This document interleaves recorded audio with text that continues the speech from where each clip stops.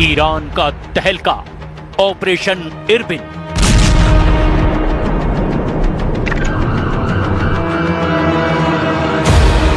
Mossad base जला, America तड़पने लगा।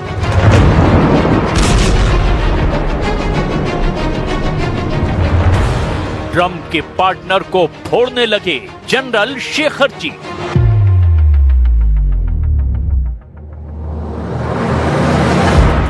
Khamenei underground, युद्ध का आखिरी राउंड।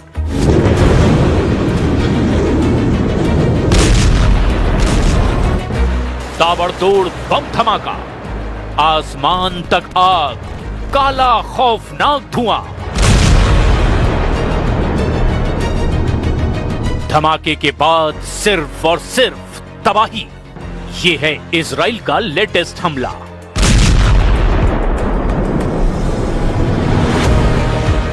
ईरान इसी तरह दहलने वाला है जैसे लेबनान में इजराइल हिजबुल्लाह को बेमौत मार रहा है। इजराइल उससे भयानक मौत ईरान के जनरलों को देने जा रहा है। इजराइल डिफेंस फोर्स ने ऐलान किया है कि अमेरिका हमले में देरी करता है तो फिर ईरान पर नेतन्याहू के जंगी जेटों से बमबारी शुरू होगी।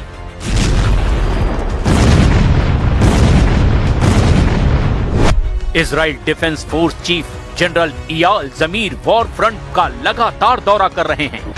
दक्षिणी इजराइल में नेवातीम एयरबेस से उन्होंने खामनेई को ललकारा है।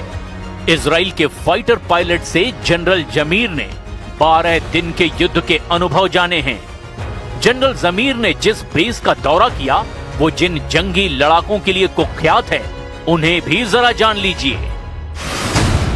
इजराइल का Nevatim airbase F-35 stealth fighter jet का सेल्फ हाउस कहा जाता है। इजराइल ने इस बेस पर कुल 48 जंगी जेट तैनात कर रखे हैं, जिनमें 3 सबसे नए लड़ाकू जेट हैं।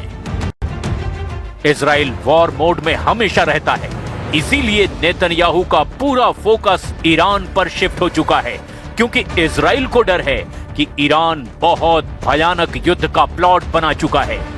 ईरान का सुपर सीक्रेट ऑपरेशन ऐसा है जिससे इजराइल के मोसाद एजेंट का टोटल सफाया हो सकता है।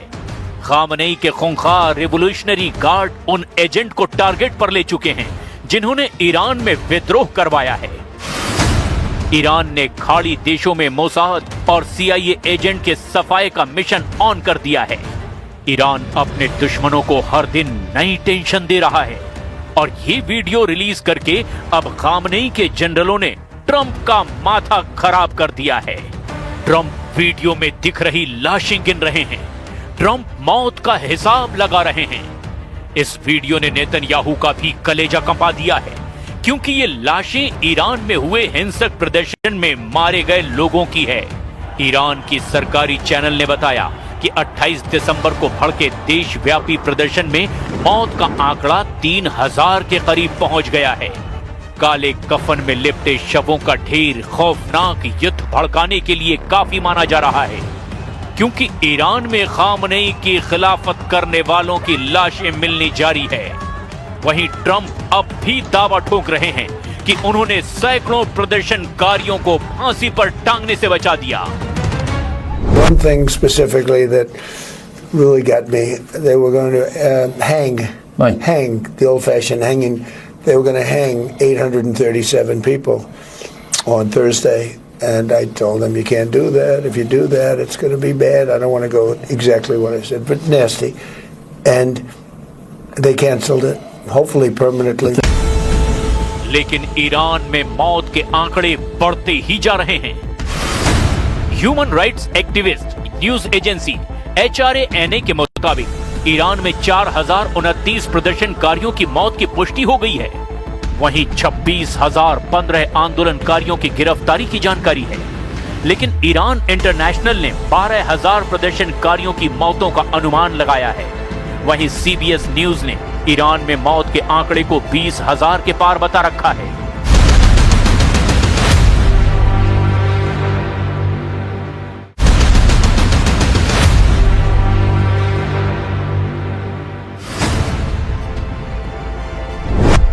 अमेरिका ने ईरान के करीब सबसे घातक हथियारों का जमावड़ा लगा दिया है। वॉल स्ट्रीट जर्नल की रिपोर्ट के मुताबिक अमेरिका ने ईरान फ्रंट पर F-35 फाइटर जेट से लैस 2 परमाणु aircraft carrier, hot air defence system और सैनिकों की संख्या में जबरदस्त इजाफा किया है। अमेरिका के F-15E फाइटर जेट जॉर्डन में उतरे हैं। तो क्या दाऊस में दी ट्रंप की धमकी के सच होने का समय आ गया है? Well, they shouldn't be doing it, but I've left notification. Anything ever happens, we're going to blow the whole country is going to get blown up. If I were here and they were making that threat to somebody, not even a president, but somebody like they did with me, I would absolutely hit them so hard. But I have very firm instructions. Anything happens, they're going to wipe them off the face of this earth. हालांकि Trump की किसी भी धमकी का असर Iran पर नहीं हो रहा। ट्रंप के जंगी बेड़ों की धौंस भी अब ईरान ने धुआं कर दी है।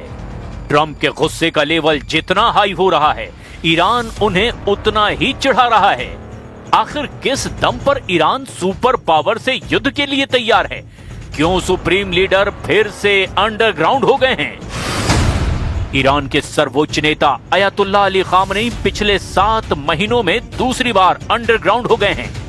खामनेई के अंडरग्राउंड होने के पीछे 2 बड़ी वजह बताई जा रही है। पहली, उनके ऊपर ट्रंप के हमले का खतरा। दूसरा, ईरान के रिवोल्यूशनरी गार्ड कॉर्प्स के सैन्य अड्डों पर अमेरिका के मिसाइल अटैक का डर। हालांकि इससे अलग थ्योरी ये दी जा रही है कि सुप्रीम लीडर एहतियातन अंडरग्राउंड हुए हैं क्योंकि ईरान कुछ बड़े ऑपरेशन शुरू कर चुका है। ईरान ने 16 जनवरी से ऑपरेशन बदला शुरू कर रखा है। ईरान का पहला हमला इराक के इरबिन में हुआ था। ईरान ने इराक के इरबिन में अंधाधुंध मिसाइलों की बौछार करके कोहराम मचाया। ईरान के फाइटर ड्रोन के धमाके भी इरबिन में हुए थे। हैरानी की बात यह थी कि ईरान का हमला जिस इलाके में हुआ वहां अमेरिका और इजराइल दोनों की मौजूदगी है, लेकिन ईरान ने दावा किया कि उसके हमले के निशाने पर ISIS के सैन्य अड्डे थे। ईरान ने हवाई हमले को ISIS के आत्मघाती हमले का जवाब कहा। इस्लामिक स्टेट ने जनरल कासिम सुलेमानी की बरसी पर ईरान के केरमान में भयानक आत्मघाती हमले की जिम्मेदारी ली थी। ISIS के फिदाइन हमले में 84 लोगों की मौत हुई थी और 284 लोग गंभीर रूप से जख्मी हुए थे। ईरान ने इसी हमले का बदला लेने का दावा किया है।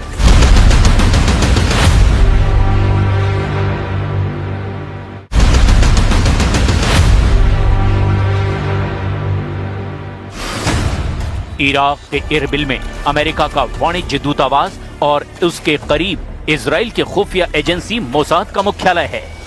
ईरान के हवाई हमले की जानकारी मिलने के बाद अमेरिका भड़क गया है।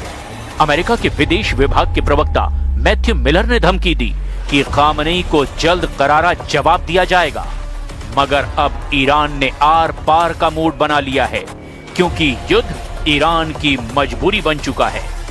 सुपर पावर अमेरिका जिस तरह ईरान की घेराबंदी कर रहा है, इजराइल जिस तरह अपने जंगी लड़ाकों को वॉर जोन में भेजने लगा है, उससे ये सिग्नल मिल रहा है कि खाड़ी में बारूदी टकराव हर बार से ज्यादा विस्फोटक और विनाशकारी होने वाला है।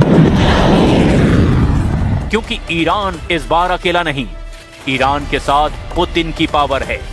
प्रेसिडेंट पुतिन ने ट्रंप के बार बार रोकने के बाद भी ईरान से कारोबार जारी रखने का ऐलान किया है।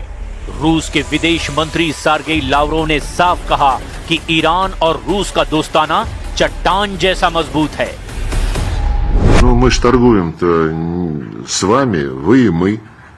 Как мы решим, так и будет торговля развиваться. У нас есть хорошие планы с Исламской Республикой Иран. Не только в торговле, но и в инвестиционной сфере. Атомная станция Бушер активно расширяется. Идет проработка важнейшего отрезка международного транспортного коридора Север-Юг между Россией, Азербайджаном и Ираном. पुतिन के पास ईरान को बैकअप देने के कई बहाने हैं, जिसमें सबसे बड़ी वजह यूक्रेन युद्ध में ईरान का साथ देना है। ईरान के साथ पुतिन ने सैन्य समझौता कर रखा है, जिसमें यह शर्त भी शामिल है कि एक देश पर हमला दोनों देश पर हमला माना जाएगा।